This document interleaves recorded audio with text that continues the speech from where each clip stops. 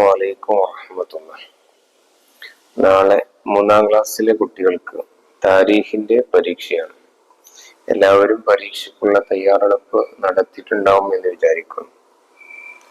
ഇന്ന് ഈ വീഡിയോയിൽ പറയുന്നത് നാളെ നടക്കാൻ പോകുന്ന പരീക്ഷയുടെ മോഡൽ ചോദ്യപേപ്പറും ഉത്തരങ്ങളും, അതുപോലെ പ്രധാനമായും ശ്രദ്ധിക്കേണ്ട ചില ഭാഗങ്ങൾ, ഏതെല്ലാം ഭാഗത്തുനിന്ന് ചോദ്യങ്ങൾ വന്നു എന്ന് പരിചയപ്പെടുത്തുന്നു. അതുകൊണ്ട് തന്നെ എല്ലാവരും ടെക്സ്റ്റ് ബുക്ക് തുറന്നു വെച്ചുകൊണ്ടാണ് ഈ വീഡിയോ കാണേണ്ടത്. വീഡിയോയിൽ കടക്കുന്നതിന് മുമ്പ് ഒരു കാര്യം പറയാനുള്ളത്, നിങ്ങൾക്ക് ഈ വീഡിയോ ഇഷ്ടപ്പെട്ടാൽ ഒന്ന് ലൈക്ക് ചെയ്യുക, നിങ്ങളുടെ അഭിപ്രായങ്ങളെ കമന്റിലൂടെ അറിയിക്കുക. അതുപോലെ നിങ്ങളുടെ കൂട്ടുകാർക്കൊക്കെ ഷെയർ ചെയ്ത് കൊടുക്കുക, അവർക്കും ഉപകാരപ്പെടട്ടെ. നാളത്തെ പരീക്ഷയ്ക്ക് എല്ലാവർക്കും നല്ല വിജയം ഉണ്ടാവട്ടെ എന്ന് പ്രാർത്ഥിച്ചുകൊണ്ട് നമുക്ക് തുടങ്ങാം. ഒന്നാമത്തെ ചോദ്യം യോജിച്ച് ചേർക്കാം. ബ്രാക്കറ്റിൽ കുറച്ച് പദങ്ങൾ കൊടുത്തിട്ടുണ്ട്. ഖുറൈശ്, ഇസ്മായിൽ, ഹാഷിം, ഹാജറ ബീവി, നമ്രത്ത്.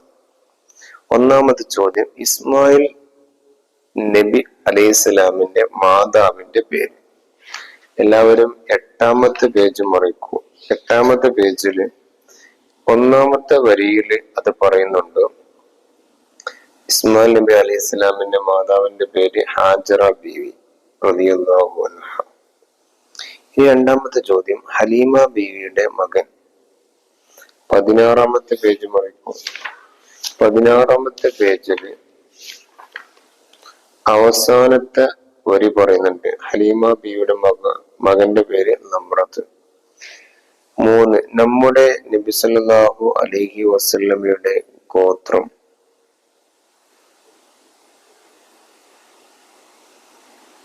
നമ്മുടെ നബി തങ്ങളുടെ ഗോത്രം.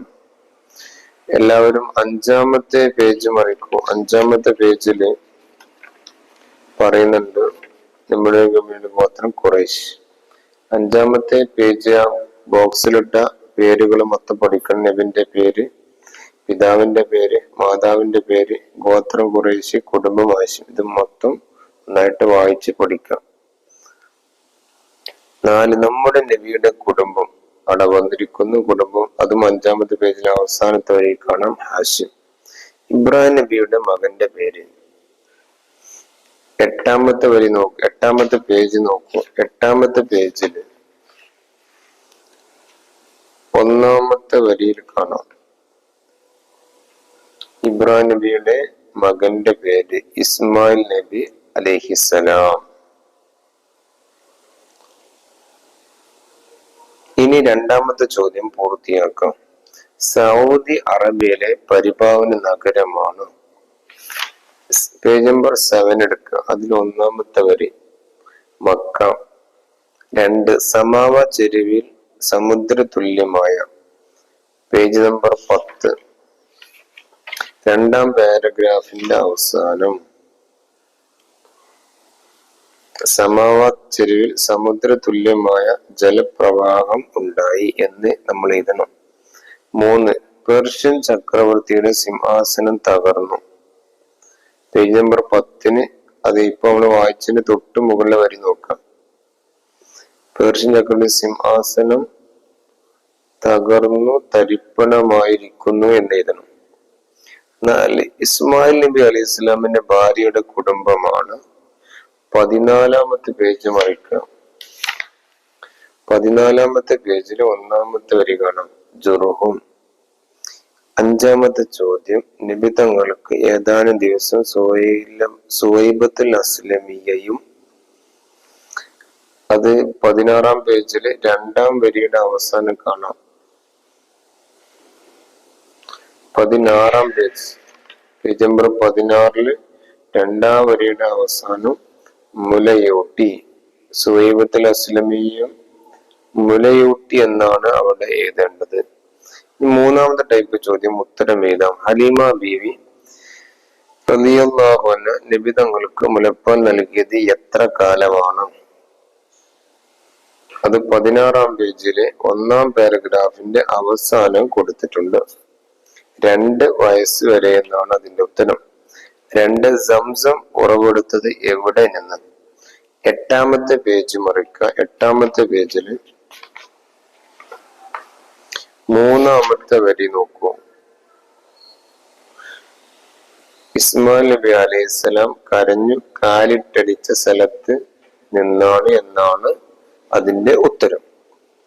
3. കുഞ്ഞ് പിറന്ന ഉടനെ പിതാമഹൻ എന്തു ചെയ്തു? 11-ാമത്തെ പേജില് 5-ാമത്തെ വരി. 11-ാം പേജില് 5-ാമത്തെ വരി നോക്കൂ.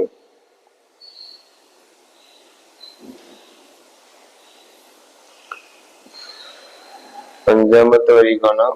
പിതാമഹൻ അബ്ദുൽ മുത്തലിബ് കുഞ്ഞിനെ പരിശുദ്ധ കഅബയിൽ കൊണ്ടുപോയി അള്ളാഹുവിനെ സ്തുതിക്കുകയും ദുആ ചെയ്യുകയും ചെയ്തു. നബി തങ്ങളുടെ ജനനസമയം പേർഷ്യയിൽ ഉണ്ടായ അത്ഭുതങ്ങൾ ഏതെല്ലാം? 10-ാമത്തെ പേജ് 2-ാം പാരഗ്രാഫില് 3, 4, 5 വരികളാണ് അതിന്റെ ആൻസർ. 1. പേർഷ്യക്കാർ വർഷങ്ങളായി പൂജിച്ചു വന്നിരുന്ന അഗ്നികുണ്ഡം അണഞ്ഞു പോയിരിക്കുന്നു. 2. പേർഷ്യൻ ചക്രവർത്തിയുടെ സിംഹാസനം തകർന്നു തരിപ്പണമായിരിക്കുന്നു. ഈ 2 കാര്യങ്ങളാണ് അവിടെ എഴുതേണ്ടത്. ഇനി 5-ാമത്തെ ചോദ്യം, അള്ളാഹുവിനെ ഇബാദത്ത് ചെയ്യാനായി ഭൂമിയിൽ ആദ്യം സ്ഥാപിക്കപ്പെട്ട ഭവനം ഏത്? പേജ് നമ്പർ 7 എടുക്കും. പേജ് നമ്പർ 7 1-ാം പാരഗ്രാഫിന്റെ അവസാനം കഅബ എന്ന് കാണാം. അതാണ് അതിന്റെ ഉത്തരം. ഇനി 4-ാമത്തെ ടൈപ്പ് ചോദ്യം, ശരിയും തെറ്റും അടയാളപ്പെടുത്താം. ആമിന ബീവി റളിയല്ലാഹു അൻഹ അബ്ദുൽ മുത്തലിബിന്റെ മകളാണ്. പേജ് നമ്പർ 11 1-ാമത്തെ വരി നോക്കാം. അവിടെ കാണാം വഹബിന്റെ മകൾ എന്നാണ് ശരിയായ ആൻസർ. അപ്പം അത് തെറ്റാണ്. 2. മക്ക നഗരത്തിന്റെ പേര് ഉമ്മുൽ ഖുറ. Page number 8 മറിക്കൂ. 8-ാമത്തെ പേജിലെ അവസാനത്തെ വരി കാണാം. മക്ക നഗരത്തിന് ബക്ക എന്നും പറയുന്നുണ്ട്, ഉമ്മുൽ ഖുറ 2 പേരുണ്ട്. അപ്പൊ ബക്കയും ശരിയാണ്, ഉമ്മുൽ ഖുറയും ശരിയാണ്. അപ്പൊ ആൻസർ ശരിയാണ്. 3. അബ്ദുൽ മുത്തലിബിന്റെ ഗോത്രം ജുർഹും. 13-ാമത്തെ പേജ് മറിക്കുക. 13-ാമത്തെ പേജില് 1-ാമത്തെ പാരഗ്രാഫിന്റെ അവസാന വരി കൊടുത്തിട്ടുണ്ട്. അബ്ദുൽ മുത്തലിബിന്റെ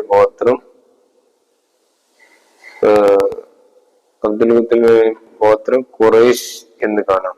അപ്പൊ ഇവിടെ കൊടുത്തിരിക്കുന്ന ജുർഹം, അത് തെറ്റാണ്. 4. നബി തങ്ങൾ ജനിച്ച ദിവസം ബുധനാഴ്ച. Page number 11 മറിക്കൂ. 11-ാമത്തെ പേജില് 3-ാമത്തെ വരി നബി തങ്ങൾ ജനിച്ച തിങ്കളാഴ്ചയാണ് ശരിയായ ആൻസർ. ഇവിടെ ബുധനാഴ്ച കൊടുത്ത്, അപ്പൊ അത് തെറ്റാണ്. 5. നബി തങ്ങൾ ജനിച്ച 8-ാം ദിവസം അക്കീഖത്ത് അറുത്തു. പേജ് നമ്പർ 11 പാഠം അവസാനത്തിൽ മുകളിലോട്ട് 3-ാമത്തെ വരി. അവിടെ 7-ാം ദിവസമാണ് അക്കീഖത്ത് അറുത്ത്. അപ്പൊ ഇവിടെ കൊടുത്തിരിക്കുന്നത് തെറ്റാണ്. 5-ാമത്തെ പൂരിപ്പിക്കാം. എല്ലാവരും 14-ാമത്തെ പേജ് മറിക്കുക. 14-ാമത്തെ പേജില് നടുവിൽ ബോക്സ് ഇട്ട് കൊടുത്തിട്ട്, അത് വളരെ ഇമ്പോർട്ടന്റ് ആണ്. അത് നന്നായിട്ട് വായിച്ച് പഠിക്കണം. അതിൽ നിന്നാണ് പൂരിപ്പിക്കാൻ ചോദിച്ചിരിക്കുന്നത്. ഇബ്രാഹിം നബി അലൈഹി ഇസ്ലാമിന്റെ മക്കളിൽ നിന്ന് ഇസ്മായിൽ നബി അലൈഹി ഇസ്ലാമിനെ തിരഞ്ഞെടുത്തു. ഇസ്മായിൽ നബി അലൈഹി ഇസ്ലാമിന്റെ മക്കളിൽ നിന്ന് കിനാനയെയും, കിനാനയിൽ നിന്ന് ഖുറൈശിനെയും, ഖുറൈശിൽ നിന്ന് എന്നെയും തിരഞ്ഞെടുത്തു. ആ പാരഗ്രാഫ് നന്നായിട്ട് വായിച്ച് പഠിക്കുക. അത് വളരെ ഇമ്പോർട്ടന്റ് ആണ്. അപ്പൊ ഇങ്ങനെയാണ് നാളെ ചോദ്യങ്ങൾ ഉണ്ടാവുക. നന്നായിട്ട് പഠിക്കുക. തെതിരിഭാഗത്ത് മാത്രം പഠിച്ച പോലെ പാടത്തു നിന്നൊക്കെ ചോദ്യങ്ങൾ വരുമെന്ന് നമുക്ക് ഈ മോഡൽ ചോദ്യ പേപ്പർ വായിച്ചപ്പോൾ മനസ്സിലായി. ഇഷ്ടപ്പെട്ടാൽ ഒന്ന് ലൈക്ക് ചെയ്യുക. നിങ്ങളുടെ അഭിപ്രായങ്ങൾ എന്താണെങ്കിലും അത് കമന്റ് ചെയ്യുക. കൂട്ടുകാർക്ക് ഷെയർ ചെയ്യുക. അല്ലാഹു നമ്മുടെ പ്രവർത്തനങ്ങളൊക്കെ സ്വീകരിക്കട്ടെ. നന്നായി പഠിക്കാൻ അല്ലാഹു തൗഫീഖ് നൽകട്ടെ. ഈ ലോകത്തും പരലോകത്തും നമ്മളെല്ലാവരെയും അല്ലാഹു വിജയിപ്പിക്കട്ടെ. നമ്മുടെ വീട്ടിൽ അല്ലാഹു ഖൈറും ബറക്കത്തും നൽകട്ടെ. നാളെ നടക്കുന്ന പരീക്ഷയിൽ എല്ലാവരെയും നല്ല മാർക്കോട് കൂടി വിജയിപ്പിക്കട്ടെ. അസ്സലാമു അലൈക്കും വറഹ്മത്തുള്ളാഹി.